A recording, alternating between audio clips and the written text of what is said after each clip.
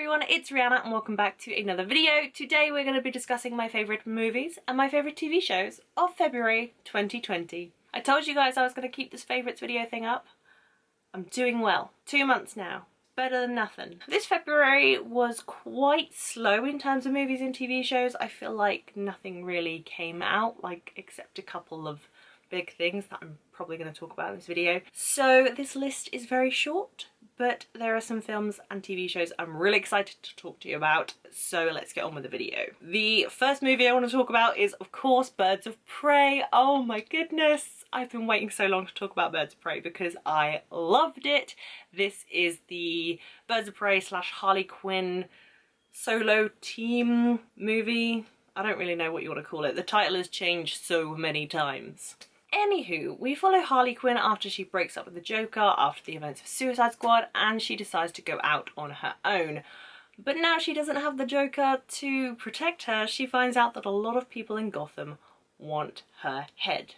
But she's not the only dame in Gotham who is after emancipation, and she ends up teaming up with a group of other women, vigilantes, police officers, pickpockets, singers with beautiful voices, and these are the Birds of Prey. This film was directed by Cathy Yan. It obviously stars Margot Robbie as Harley Quinn, Mary Elizabeth Winstead as Huntress, Rosie Perez as Renee Montoya, Jenny Smollett Bell as Dinah Lance or Black Canary, and newcomer Ella J. Basco as Cassandra Cain. We also have Ewan McGregor as Black Mask, the villain of the story, and they all work so well together. I love the dynamic of the Birds of Prey group because they're a bunch of women who are not perfect, they are problematic, and they're humane, and that just works on screen with their dynamic. I've always loved Margot Robbie as Harley Quinn. She's just so menacing and manic, and she just really gets into character, which I love. Loved all of the other Birds of Prey. Was really into Black Canary's story with her power of a hypersonic voice. I really hope they explore that in future DC movies. And just overall, I really liked the dynamic of all of the characters in Birds of Prey. You could tell this film was directed by a woman. It was directed by Cathy Yan because there is just so many layers to these women. They are definitely not perfect. And the fact that there is a scene where, I think it's Harley Quinn asks Black Canary she wants a hair tie during a fight scene, directed by a woman. That's all I'm gonna say. Directed and written by a woman. Different women, but that's all I'm gonna say. You can definitely tell there is a lot of female power behind this film. And the fight scenes were incredible. It was so much fun. The soundtrack was fire. Ewan McGregor's villain was incredible. This might as well be a why I loved Birds of Prey video. I mean, I'm gonna have to wrap myself up from talking about this in a minute, but oh, I loved it so much, and it made me so mad that no one was going to see this movie because it was such a fun fucking time. Oh my god. Okay, calm down. You've spent like a lot of time talking about Birds of Prey. But if you haven't already, see Birds of Prey. You will not be disappointed. It is so much fun. Turning totally opposite from Birds of Prey is my only TV favourite of the month of February, and that is the limited mini-series on Netflix called Unbelievable. Now, I'd heard so many things about this. It got so much buzz from the Golden Globes and the Emmys, etc, because of the acting and the writing, and oh my goodness, this was so intense and well done and gave me so many feelings. Unbelievable follows a true life story. I'm not sure how true to life the story is, but it's based off true events. It follows a young woman named Marie, who's played by Caitlin Denver, who claims to have been raped, but then in another state it happens to another woman with very similar circumstances, and two police detectives from two different states or two different towns end up teaming up on the case to get to the bottom of it. And it is so well done. It is so heart-wrenching. The acting performances are incredible. If you haven't watched this miniseries already, it is hard to watch, I will admit, but so worth the watch because it gives you so many like details, and it is so truthful to such things as this, and just I feel like stories like this need to be told and people need to watch those stories. So definitely watch Unbelievable if you haven't. It's only 8 episodes. It could be 10 episodes. It's really quick to watch. I binged it all in a couple of days, so definitely check it out if you haven't. These choices are going up and down in mood. Like, Birds of Prey was so much fun. Unbelievable was incredibly intense and gripping, and my next pick goes back to being lighthearted and funny, and that is the film Late Night, which stars Emma Thompson and Mindy Kaling. It came out last year, I believe, but it came out just recently on Amazon Prime Video, and I'd actually wanted to see it when it came out but never got a chance. Late Night follows a older female talk show host who is about to have her show taken away from her due to her not really being relevant anymore. They want some fresh meat on the show, and she decides that it is time to get new writers, get some more diversity, and get a female writer, because she can't keep up with the times if the writing can't keep up with her. If that makes any sense. Does that make sense? I don't know. So she ends up actually hiring the first woman who comes in for an interview, and that happens to be Molly, who's played by Mindy Kaling, who is obviously an Indian woman who is incredibly funny. And Molly ends up actually bringing a lot of fresh new material into the show. She brings Catherine, the host, out of her shell and forms a quite unlikely bond with her.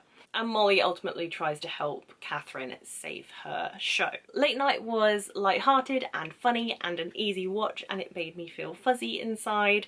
I love the dynamic between Emma Thompson and Mindy Kaling, and I've always loved both of them individually. Mindy Kaling actually wrote the screenplay for Late Night, and I've always loved her writing. I've always been a fan of her ever since like The Office and The Mindy Project. I've always found her comedy to be quite truthful, which I found a lot of in Late Night. I found it quite clever. I really enjoyed Late Night. I can't wait to see what Mindy Kaling has in store for the future. I hope she keeps writing more screenplays because I love her comedy and I love her. We're on to my last favourite of the month, and I managed to just squeeze this in at the end of February on the 29th, so that extra day gave me an extra favourite, and that was The Invisible Man. Oh my goodness, have you guys seen this movie?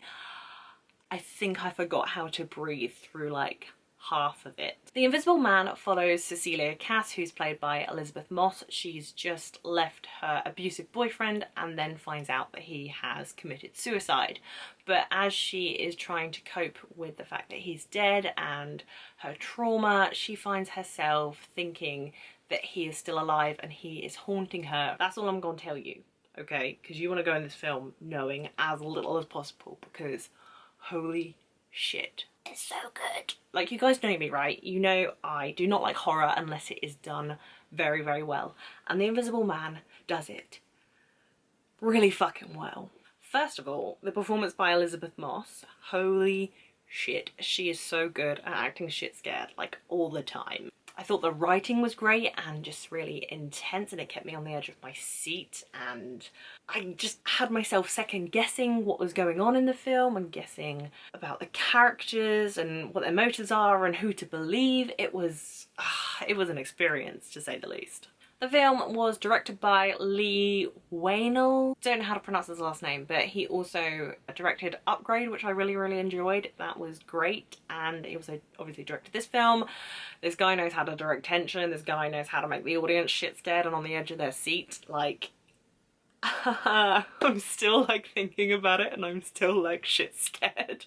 Honestly, I had nightmares about that movie after watching it that day. Like, it stuck in my head, and it will probably stick in my head for such a long time because I think it's just so different from any horror movie I've ever seen, and it's just clever, and I could rave about the filmmaking all day. I think it's fantastic, like the tension building and the way they use voyeurism in this film as well. Just, I'm getting all film schooly on you using the word voyeurism, but you know, like, damn.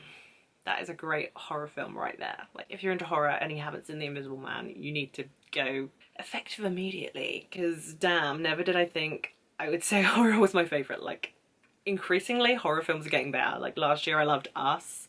I haven't seen Midsummer yet, but Hereditary was great, and yeah, damn, horror movies are at an all-time high.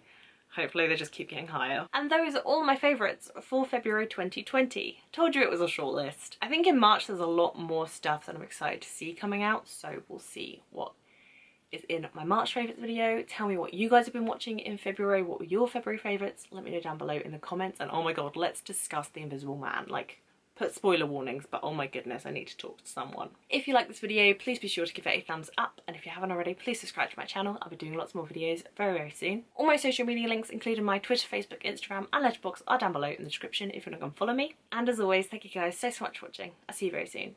Bye!